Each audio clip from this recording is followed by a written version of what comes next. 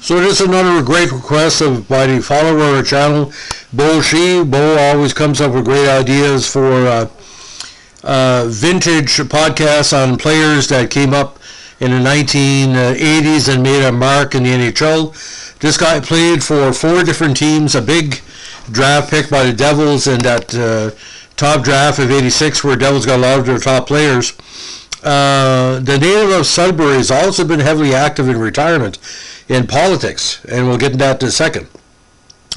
Now, despite what a lot of people think, he's not part of the main extended Crowder family.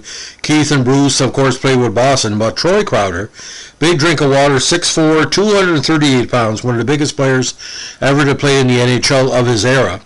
Played in the NHL for, again, the Devils, the Red Wings, the Kings, and the Canucks from 88 to 97.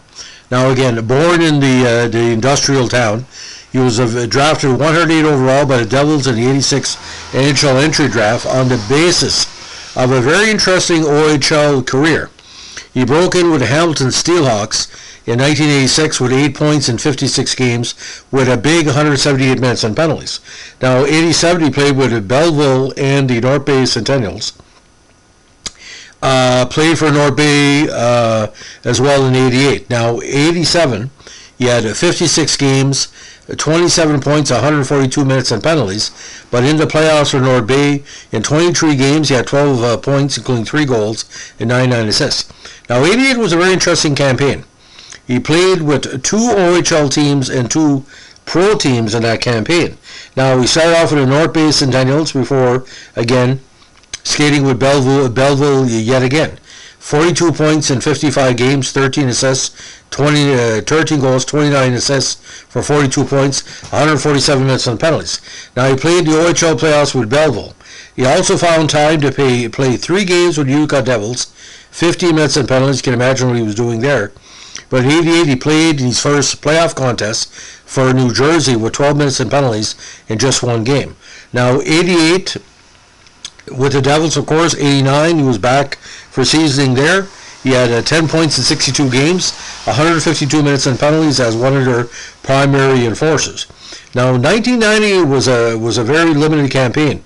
He only played 10 games with the Devils that year, 2 games in the playoffs, and only 3 minor league contests with the Nashville Knights of the ECHL.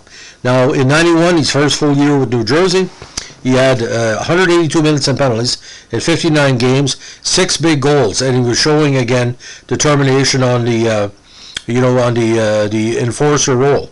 Now, 92 with Detroit, he played 7 games, decided to come back to the NHL in 95 with 3 points in 29 games with LA. 96, he played 15 games with LA, some injury going on. 97, he played 30 games with Vancouver, 3 points and 52 minutes and penalties, and also skated 2 games with the Syracuse Crunch. Now, this is where the international part of his career came in. He played with the Hanover Scorpions of the DAL in 98, back to North American hockey with the Hershey Bears of the AHL, but found time to play with the London Knights of the British Pro League, 16 games in 89. His last pro contest, of course, was with the Saint Jean Mission on the QSPHL in 03. He was an well over age defenseman, and put up some decent numbers in a short time there. Now, Troy was always interested in politics, and what really stands out for is giving back to his home region of Sudbury. He came very close in the 2018 Ontario general election to be the member of the provincial legislature for the Progressive Conservative Party. Now, this was quite an interesting battle. In Sudbury that year, it had 8 candidates. Jamie Weston, New Democrats, won 17,000 votes, 48% of the vote. Troy got big totals, 8,405, 23% of the vote. Liberals were third, then the Greens.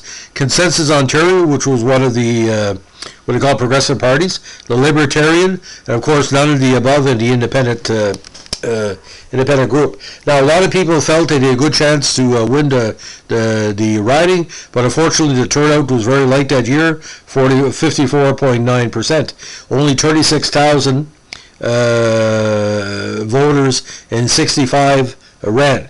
Now, he also ran for mayor of the Greater Sudbury Region 2018. Unfortunately, he finished 5th place. So, I mean, he's given back in hockey in many ways. On the political side, again, a very strong member of the PCs in what he called a rebirth under Doug Ford.